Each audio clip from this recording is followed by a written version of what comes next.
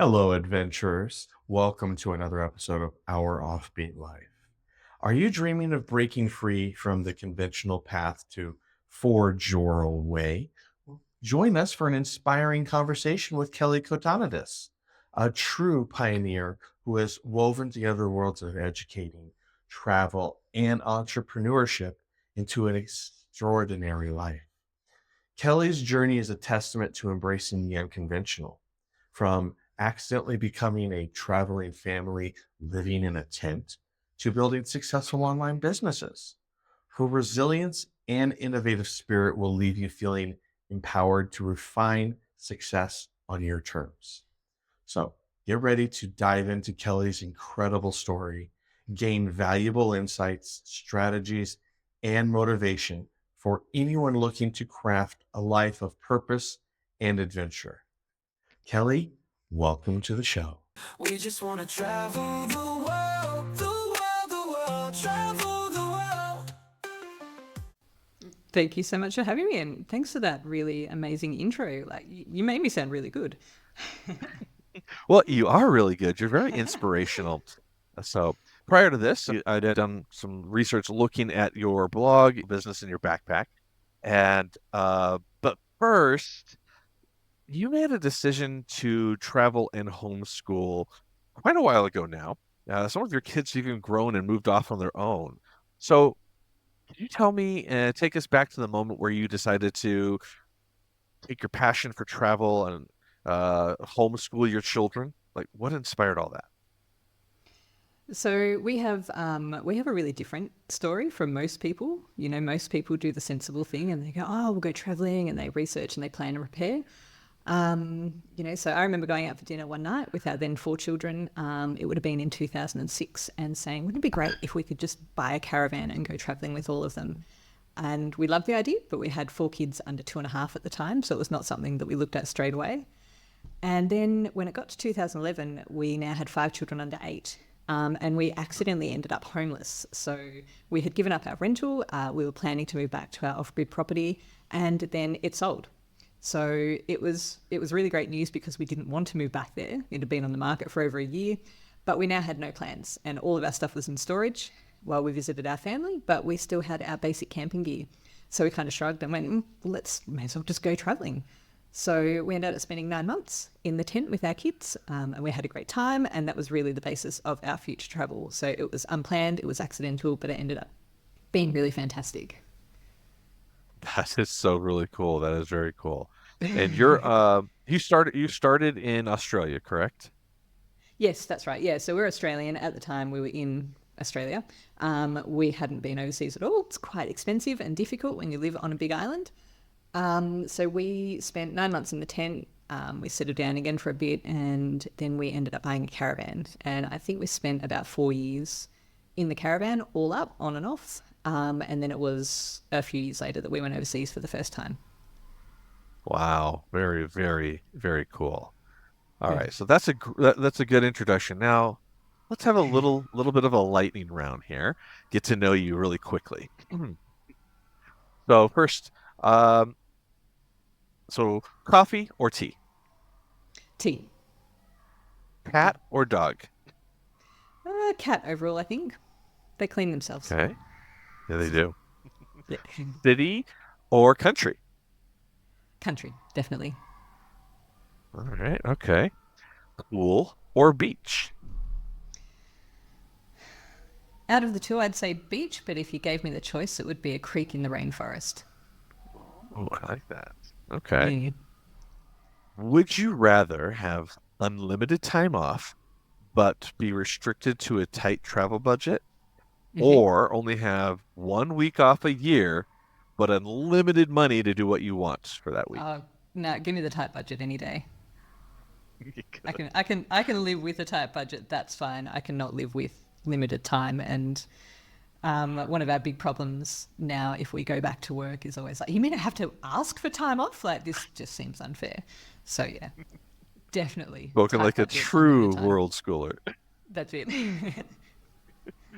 All right, and imagine this. You get off of your plane at your next destination and arrive to the zombie apocalypse. You're able to get to your bags. What's the first thing you would grab and why?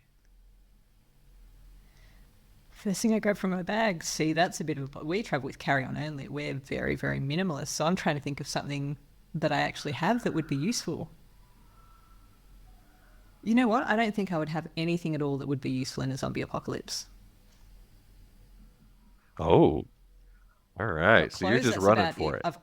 I've already got my running shoes on. Like, that's all I wear. So yeah, I wouldn't bother to stop and get anything out of my bag. I would just take off.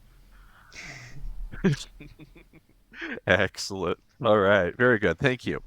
All right. So that gives us a little bit of idea of who you are. Now, I want to go into juggling business and home education. Our listeners are always curious about this because balancing businesses with homeschooling is it's no small feat, especially as a mother of five as you are. Uh, can you share some strategies that helped you manage both roles effectively?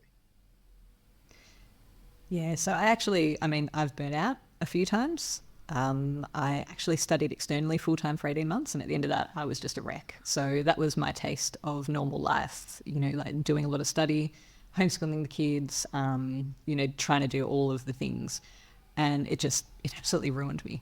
So when I started my first all online business, Fearless Homeschool, end of 2015, I started very, very slow, and I built it with the intention of it being something that didn't take over my life, if that makes sense. Because you can go one way or the other. If you start a business, you can start one that requires you to be on all the time and online all the time and has lots of bookings and appointments and all that kind of stuff, or you can start one that is very flexible, that you can pick up and drop. And I was definitely going for the second one at that stage.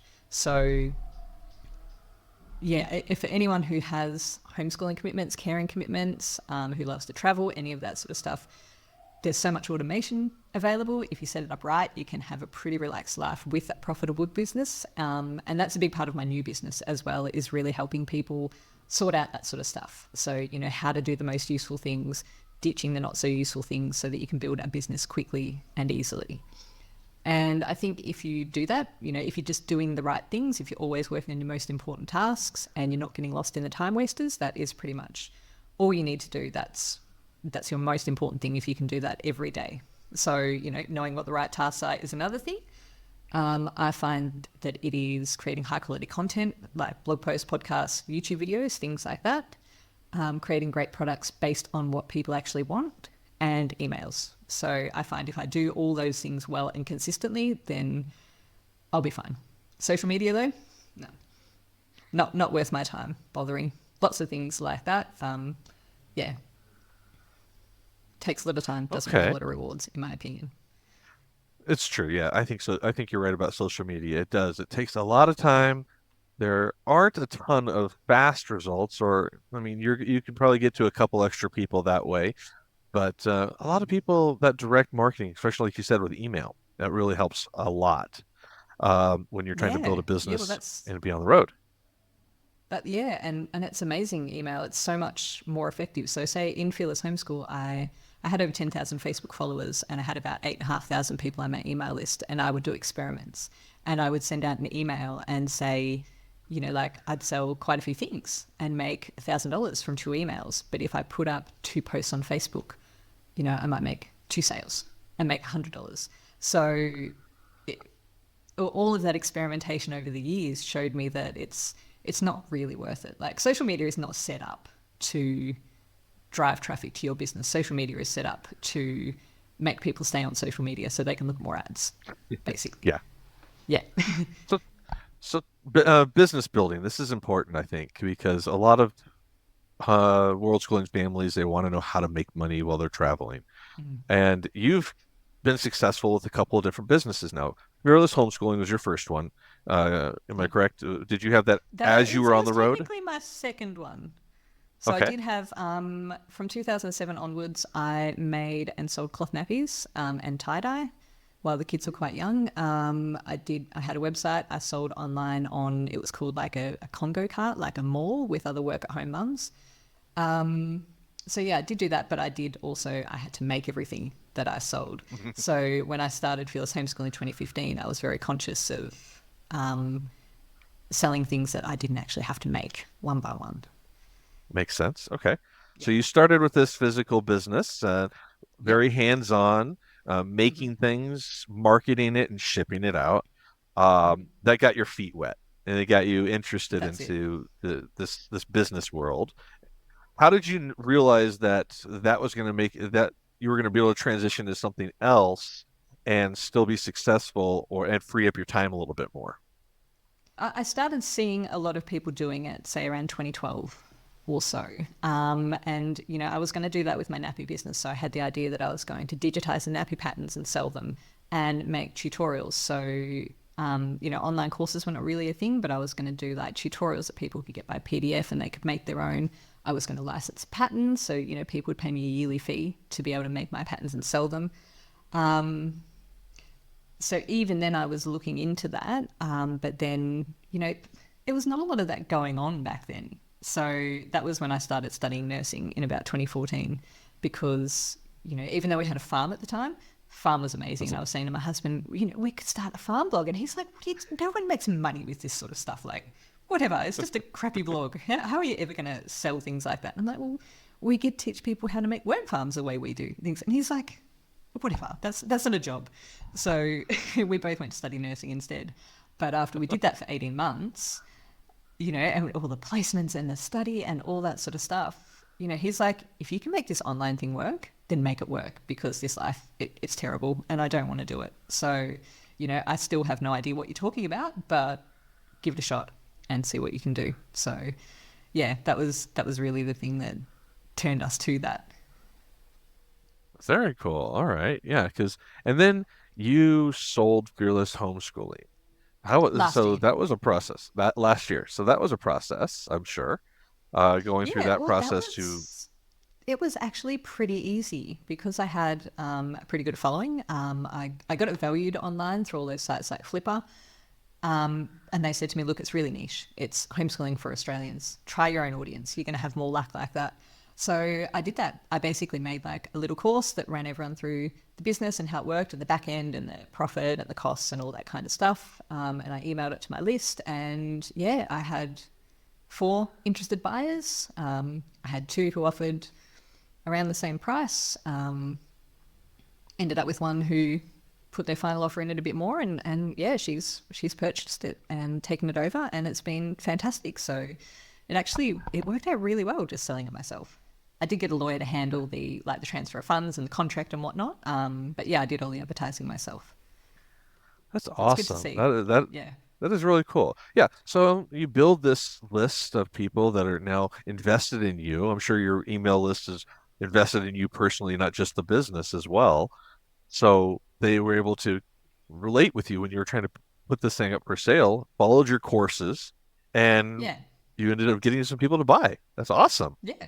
Yeah, that's it. I mean, and when I was talking about selling it, because I was saying I'm really tired of talking about homeschooling. I've been doing it for lots of years. My kids are older now. They're moving past all of that. I'm not really involved in it anymore.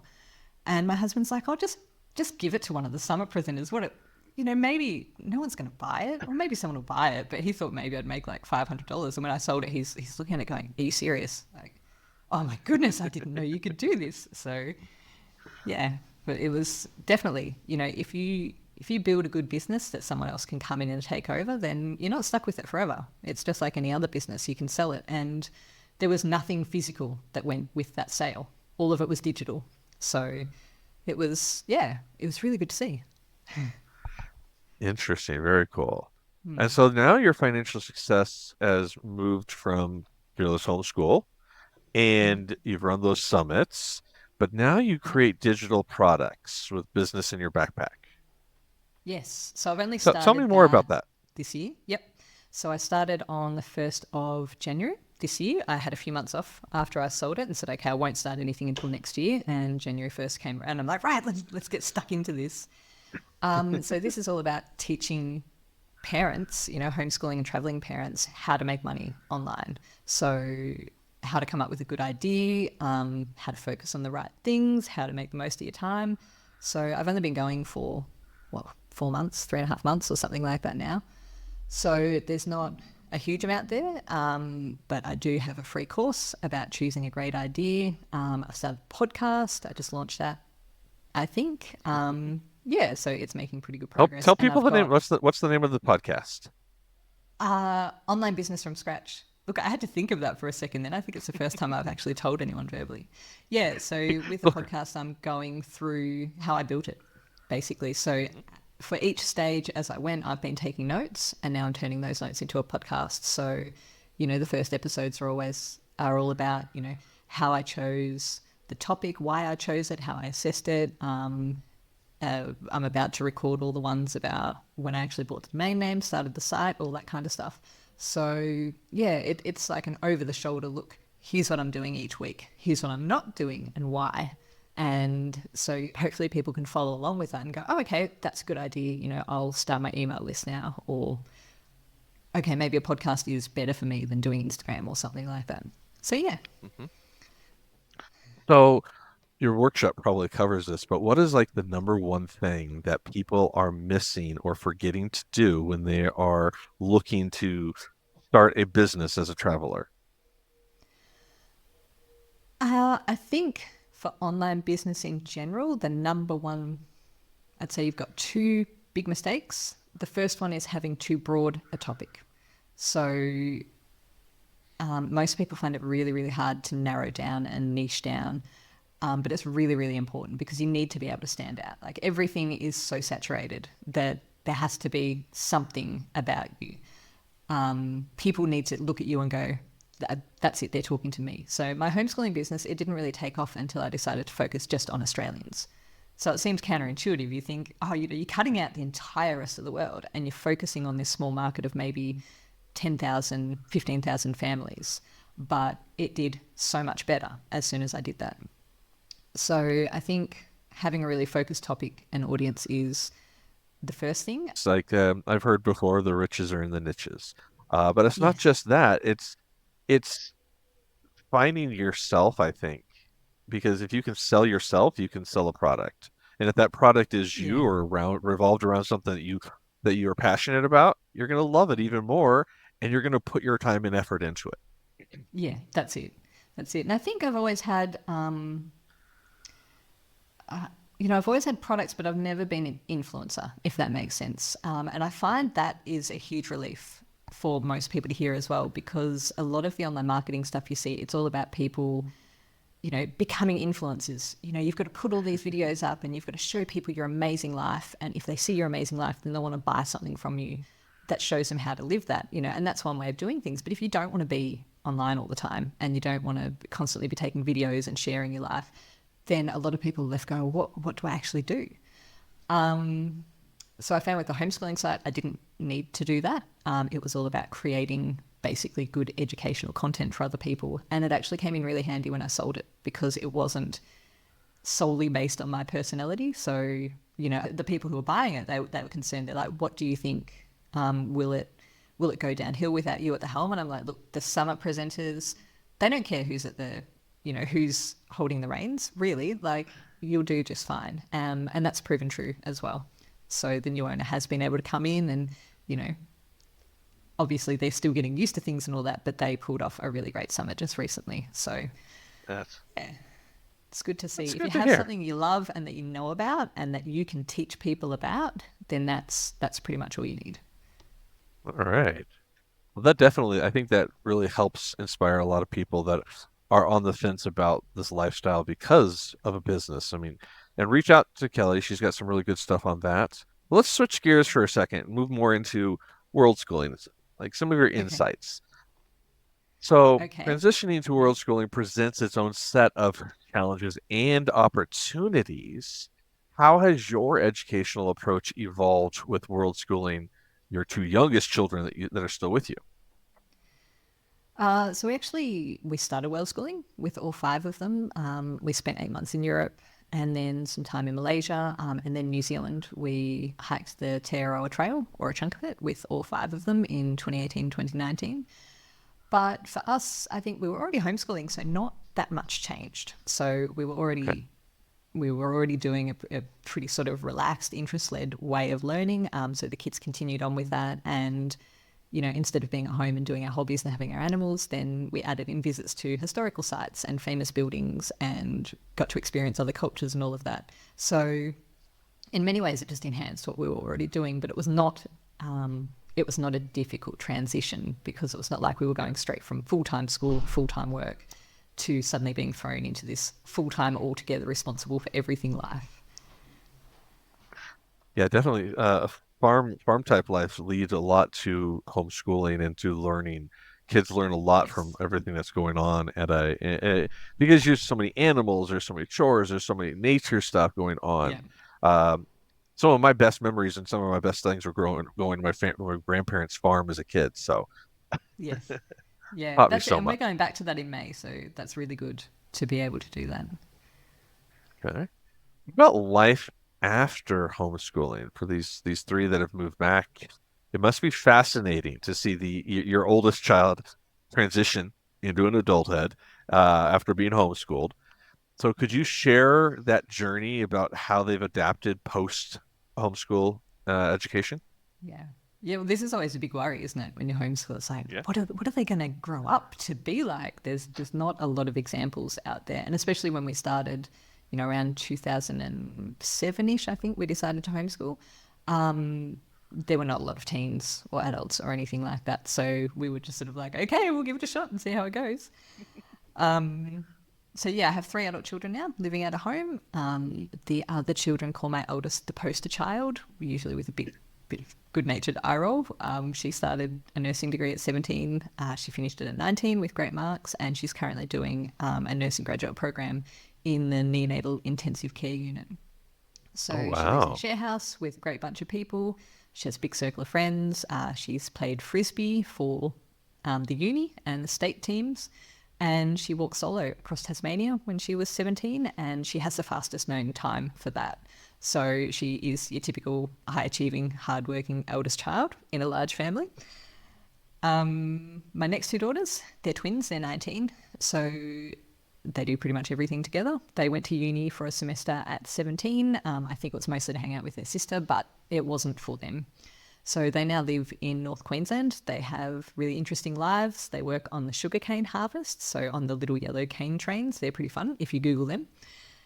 They plan to join the police force. They've started the application, but they have to wait until they're a little bit older to actually start. They're also part of the state emergency service, so they're volunteers in Australia who go out, natural disasters, all that kind of stuff, clear roads, rescue people, do all that kind of stuff. And they're about to join the Army Reserves as well. And they have motorbikes, and they're wildlife rescuers and carers.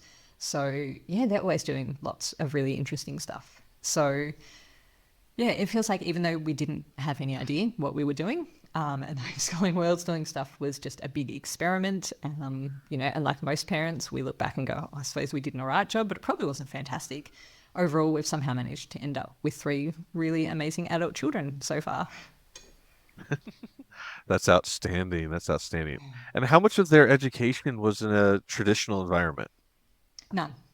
None. So None. they never went to kinder or school. They never went to daycare when they were little. Their first, in Australia, you can get into university by doing a certificate. So they did a certificate. My eldest did like a certificate 3 in medical administration from home in a few months, but her first proper formal learning was going to uni. Now, a lot of times university is very similar to like high school, with more freedom, obviously.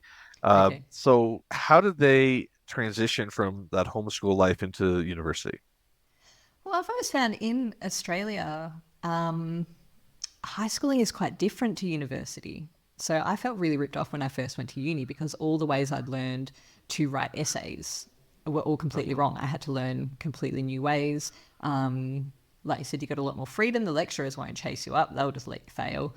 Right. All that kind of stuff.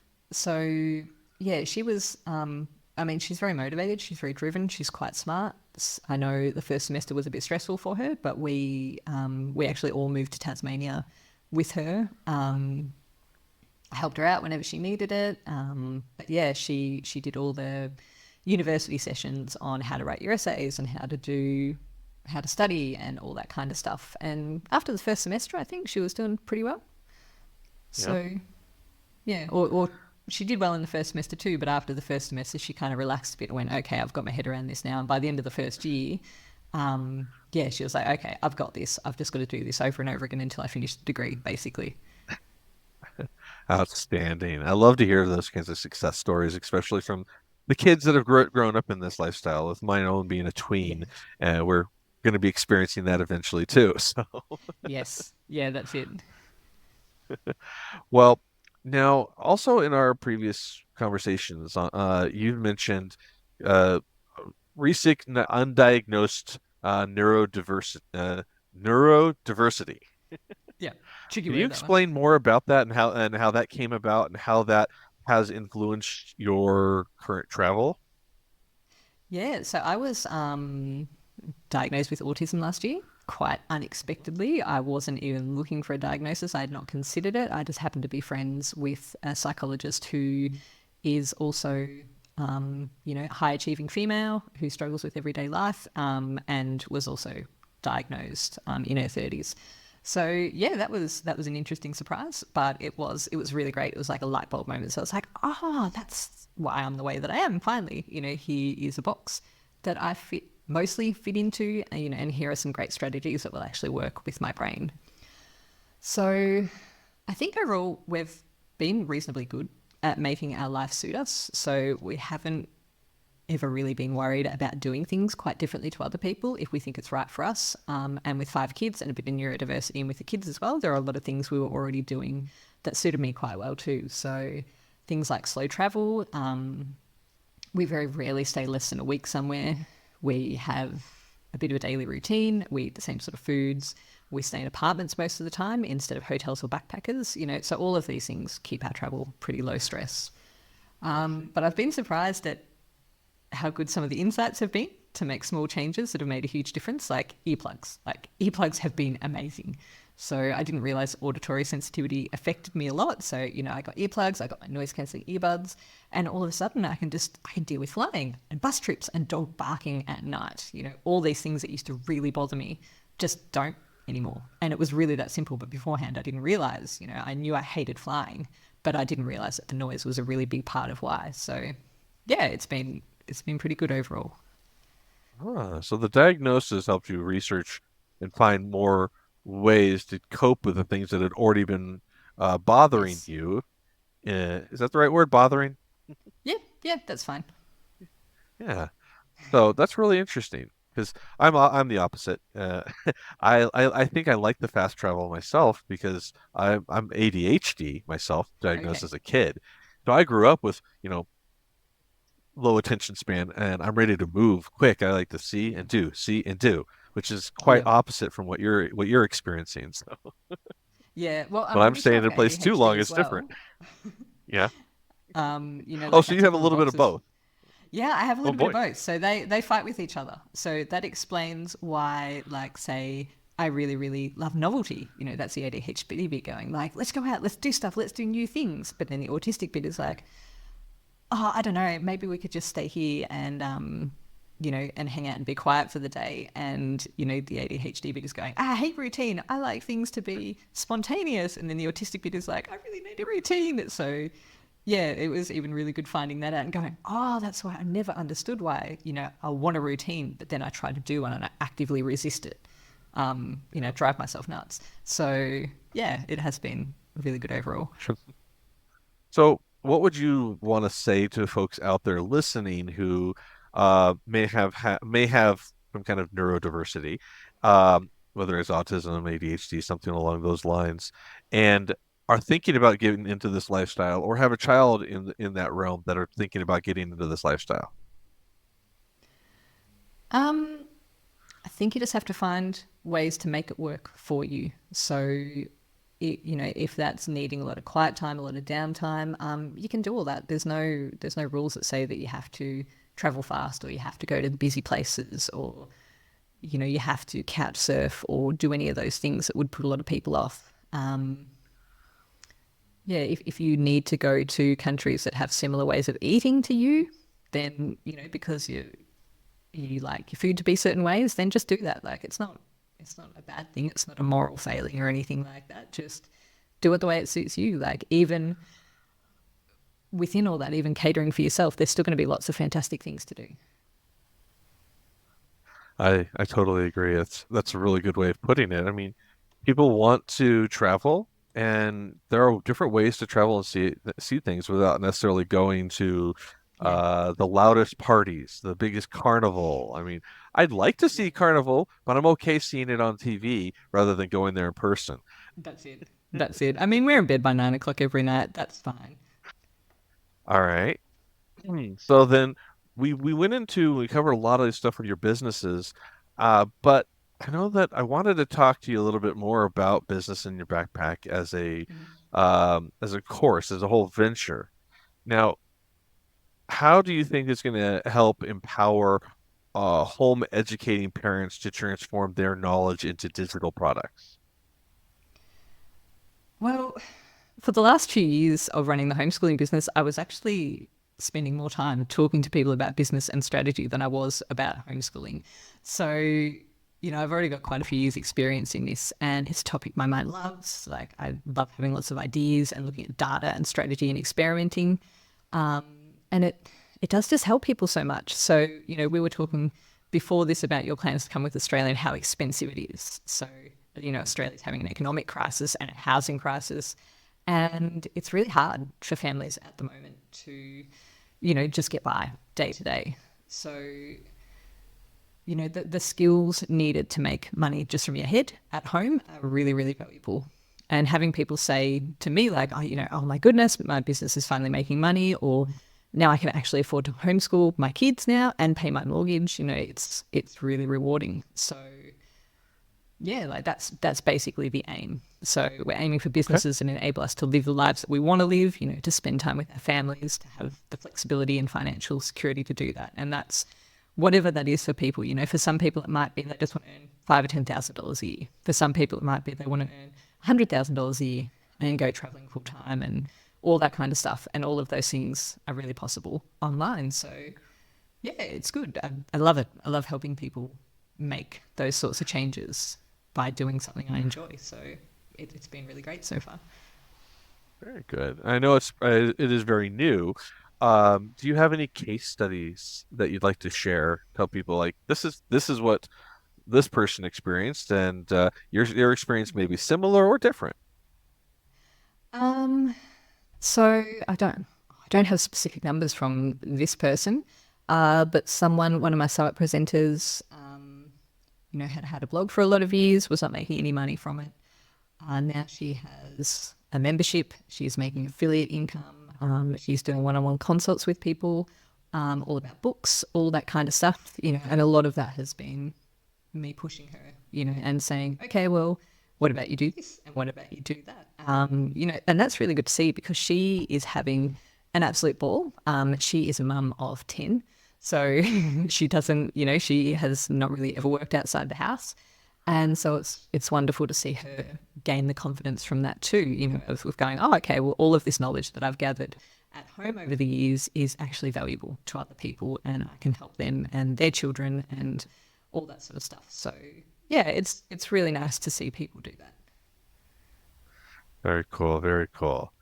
So how can people get in touch with you about that program?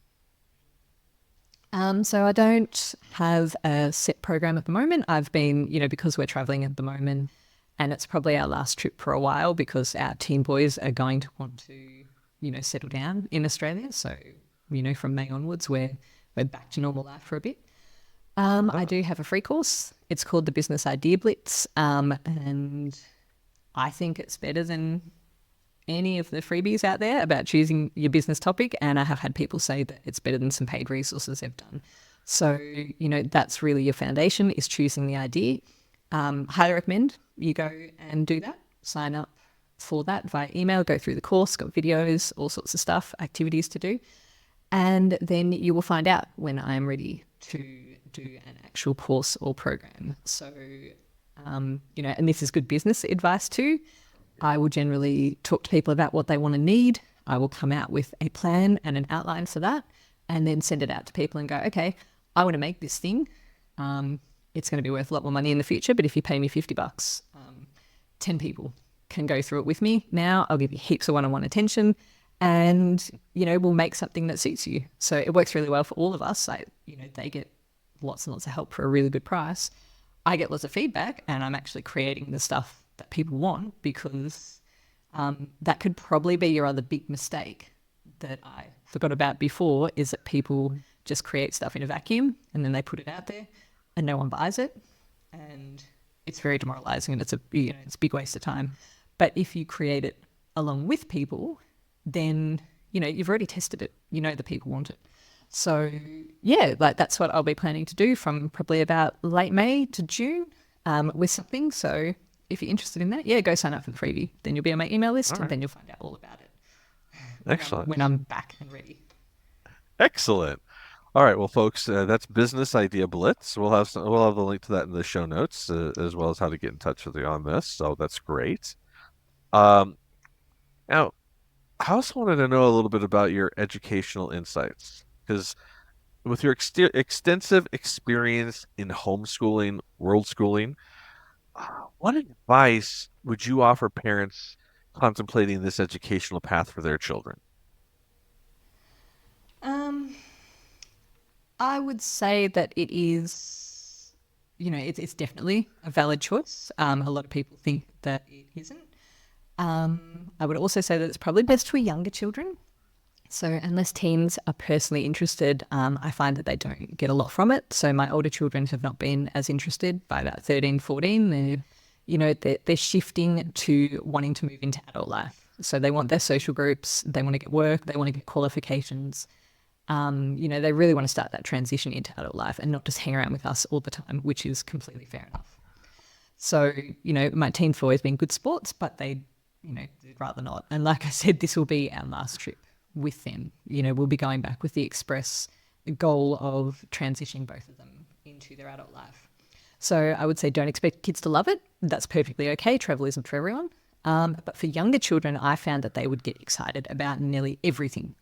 They loved hanging out with us and doing whatever was available. So if you're at that stage now with your kids, take advantage of it and just go now before they grow out of it. Don't put it off. You can get them involved in the planning, follow their interests, take them out to experience as many different things as you can, food, activities, culture, all of that sort of stuff, because you never know what is going to be memorable and meaningful for any of you. So just try to do it all while it's there. And I would say the other thing is don't worry about schoolwork. So keep up with the basics, but don't spend a lot of your travel time doing bookwork. A lot of people kind of obsess about it. People who go traveling in Australia, they do distance ed, they spend 4 hours a day doing schoolwork. The kids hate it, the parents hate it, and it really takes away from the whole experience. But I don't think it's actually really valuable educationally either. So if you get out, and you do as much as you can and you learn about it, if you tie the learning to what you're actually doing, they will learn so much. Like even the other week, my 18-year-old son, he has a syndrome, so he's more like a bit younger. We were near Fancy Bridge in Patra in Greece that we already knew about. He loves engineering, so we watched a documentary about it, and then we went and walked over it and we looked at all the features, and it was awesome. So that sort of learning is the stuff that you can really make the most of while you're overseas. But you're not going to be ruining their career prospects if they haven't memorized their timetables by the age of 10. Like, they will be absolutely fine. Trust me on this one. Excellent. And kind of while your mind is in that zone, can you tell me about your favorite destination or trip that you've taken? This is like the favorite child one. All right, so one of my favorite things to do is hiking. So I mentioned earlier that we did the first section of the Te Araroa in New Zealand. So that was 700 kilometres over 6 weeks. We did it with all 5 kids. You'll often go 4 or 5 days between towns. You're putting up your tents every night. That was actually a heap of fun. That was so much fun. And my husband and I are going to go do a lot more of that when the kids move out. We also did another 1,000 kilometre trek with the 2 boys in 2022. So yeah, that's probably one of my favourite things, is to get out and be in nature and do lots of hiking, trail running, that kind of stuff. Apart from that, one of my favorite destinations is probably Athens. Don't know, it's because my husband is half Greek, so we're probably a little bit biased. But yeah, Greece overall, we spent the past couple of months in Greece. You know, the people are lovely, the lifestyle is just laid back and fantastic, the food is brilliant. So yeah, I spend a lot of time here. You never know, we've both got EU citizenship, so we might end up back here permanently one day. Very cool. How about some place that was like a disappointment? Have you had any disappointment locations as of yet? Recently, yeah. We went to Italy for 3 weeks recently, Pompeii, Naples and Rome. Yeah, Pompeii and Naples, really didn't like them at all. No. Naples, very, very hectic, very busy. And Pompeii just, I don't know. I know they've got the wonderful ruins there. We did go to them, but it all just felt set up like a big cattle call for tourists, basically. Like it felt like it was just set up to extract the maximum money from people without really worrying about their experience. So I don't know. I know lots of other people who rave about it. I much prefer, like, you know, last week we're in Patra in Greece. There's a castle in town there. It was free. We went up and walked around. We were the only people there. It had interpretive signs and it was absolutely gorgeous. So yeah, I think it just comes down to preference, but we have found that most of the really big touristy things that people talk about don't excite us. And I say that to people too, you know, if you come to Europe, you don't have to go to Rome to see the Colosseum because it's expensive and it's packed and the lines are huge. You can go to the arena in Pula. You can go to the arena in Arles in the south of France. There's one in Verona in Italy. You know, they're all over the place and they're all really good. So it's not only the big things that you go into. Often the small things are a lot more fun. Yeah, we get off the path, off the beaten path, as they say. So Yeah, that's check out the other locations. It's not just the tourist locations. The high tourist locations are not always the best. Yeah, that's it. I mean, we went for a run around Vatican City.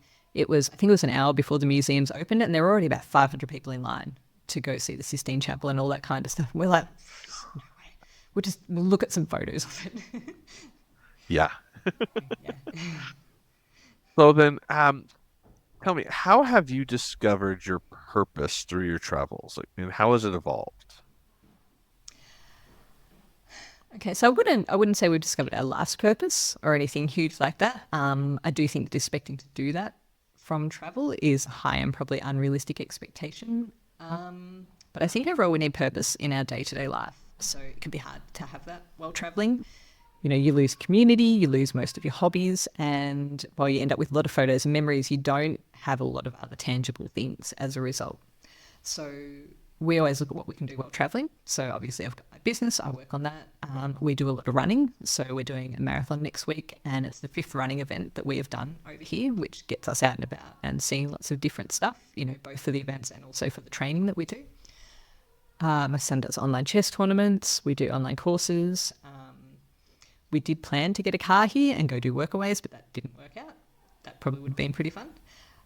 But we have found that travel itself and just going to new places and looking at new things is not enough to keep everyone happy. It does get a bit boring, as you know, as spoiled as that sounds and as unbelievable as that sounds to people who have not done it before. But you know, like anything, too much of a good thing is not always the best. Yeah, I agree. And really, long-term travel isn't without its own challenges. Like you mentioned, you can get bored. The fatigue does Yeah. set in, and that is hard for people who haven't done it to understand. You're still living your life. Uh, Yeah. so how does your family cope with this? And stay passionate about the journeys too? Yeah, so when we hit that stage, we call it travel fatigue. I don't know if that's a common term or not. Yeah, Yeah, it is like you just visit, you just be like, oh, another castle, another waterfall, boring. You know, we're at the stage at the moment where there's an archaeological museum here, and I'm like, oh, we went to Athens again recently. We went to the one in Patra. We've Roman sites coming out of our ears for the past couple of months, and I just don't want to go look at another bunch of pottery. So, you know, it's pretty normal. don't beat yourself up about it. It happens to everyone. You're not being ungrateful or spoiled or anything like that. You've just had enough of that experience for a while. So when we hit that, we'll consider it shaking it up a bit. So maybe go somewhere completely new. So the first time we went to Europe, we then went to Malaysia, which is very different. Or we just stop. So we go back to Australia, we do normal life for a while. And, after that, we find that new travel ideas start growing. And after a year or so, we've normally got the excitement back and we're off again somewhere else. So a lot of other people, they might, choose a city to base themselves in for 3 months and, they might go to a Worldschooling hub. They're quite new. They're not something that was really around a few years ago. You might decide to go and do something like woofing or a longer term work away, so you can kind of embed yourself in a community. There are probably lots of different things that you can do to change it around. Yeah. Yeah. First comes the idea. Yes. And Yeah, then, that's it. well, thank you. You shared so many cool things today. Before we go, though, before we get your final thoughts, I have a little travel trivia for you. Okay. So we're fans, us travelers. A lot of us are fans of travel trivia and trivia pursuit type stuff. So let's see how you do. What is the capital city of Malaysia? Kuala Lumpur. Yes, We Kuala spent Lumpur. 6 weeks there last year, so that's easy for me. All right. So then, staying in Malaysia, what state in Malaysia is known for its limestone karst carving caves, cliffs, and rock pinnacles? Okay, you've got me there. I haven't been there. I don't know that one. It's Sarawak. Sarawak. It's the state Okay. of Sarawak.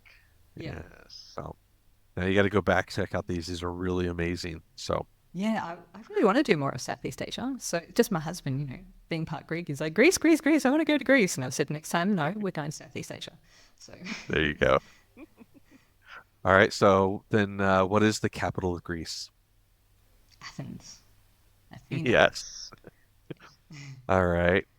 Now, what is the name of the famous Australian desert known for its red sands and large monoliths? Oh, I better get this one right. Is it The Simpson? I think it's the Red Center. Is it the same? Okay. So the Red Center, it's not the name of a desert, but we call it the Red Center. So that's where we've got things like Uluru, and the sand is all old. It's oxidized iron, so it's like rusty sand, very red, gets in everything. Yeah. But yeah, absolutely spectacular spot. I really want to go there. Yeah. All right, It's last big, you one. like the stars. It's big. It's quiet. It's wonderful. We love that. That's One of our favorite things was just pulling our caravan over on the side of the road, somewhere in the outback, and just going to sleep. And it was silent, and you see like billions of stars all above you. So See, definitely that's got to do that when you're in that's the States. amazing. Yeah, that's amazing. I love the stargazing, especially when you can find a place in the middle of nowhere and just look up and there they are. Yep, it's gorgeous. All right, last question here. What unique Australian animal is known for its ability to lay eggs and produce milk? Okay, we have two: the echidna and the platypus.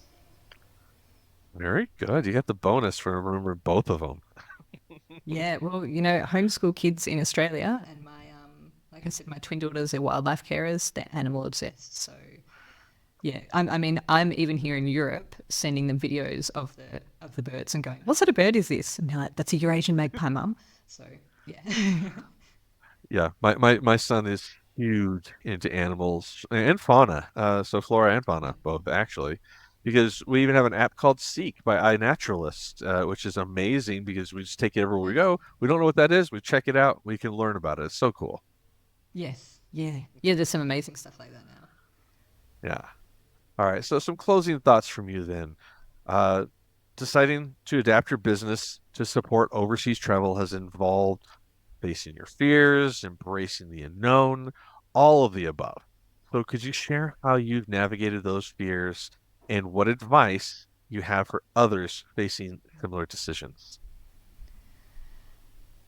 So I find in business, I get drawn towards the scary ideas that I know I need to do. So, switching my summits from the freemium model, which was kind of working for me, but not all that well, to a paid summit was really scary. Selling the business, giving up that reliable income, that was pretty scary.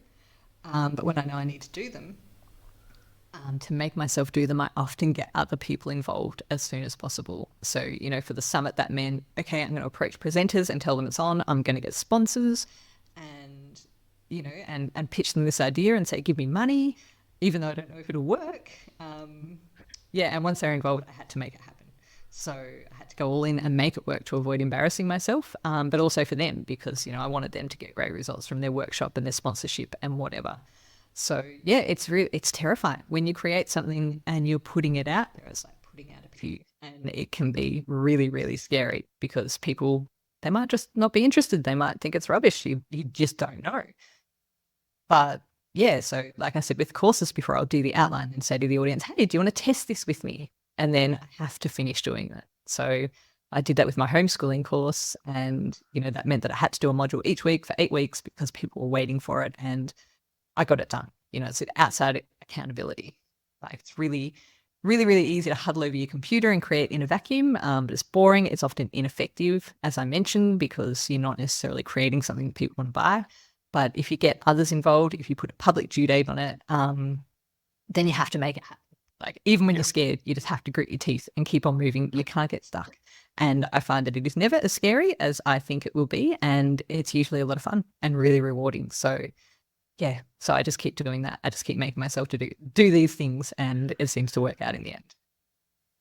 That's outstanding. I definitely appreciate your time. Everybody listening has probably loved hearing these stories that you've come up with over these years. You've got an amazing lifestyle. It's really going to be interesting to hear how your lifestyle evolves after transitioning the kids back into Australia, into their adult lives, and going back on doing your own thing. Love to hear from you again down the road after all that happens. So Kelly, it has been great having you on the show. Look forward to hearing how your life transitions in the future. And yes, I hope our listeners will be taking that opportunity to come check out your workshop when it's done, and your free course right now since it's out and available. Yeah, no, thank you so much, David. Yeah, the workshop is available too. I'll just run it once I've got enough interest. So yeah, sign up for that, and I can do it again once I've got a handful there. So yeah, thank you very, very much for having me. And yeah, I hope if you're listening, it's given you some good ideas to get started with and shown you that you can actually do it. All right. Well, thank you very much. You're a very inspirational person. Take care. Thanks very much. Bye. Bye. What an insightful and inspiring conversation with Kelly Kotanidis. From her accidental beginnings as a traveling family to building thriving online businesses like Fearless Homeschool and Business in Your Backpack. Kelly's story is a powerful reminder to embrace the unconventional and courageously pursue your passions. We covered so much ground, from juggling businesses with homeschooling and worldschooling to navigating neurodiversity and coping with travel fatigue. Kelly's wisdom and practical strategies offer a roadmap for anyone seeking to transform their knowledge into digital products and live a life of freedom and fulfillment. If you're interested in learning more about Kelly's work or exploring her Business Idea Blitz free course, be sure to check out the links in the show notes. And don't forget to follow and subscribe to Our Offbeat Life for more inspiring stories and insights from trailblazers forging their own paths. A huge thank you for Kelly for joining us today, sharing her remarkable journey.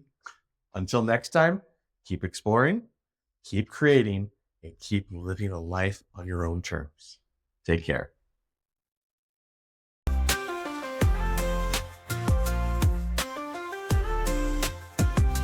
We just wanna see something bigger than us, to see and smell and taste something completely new. We just wanna travel the world, travel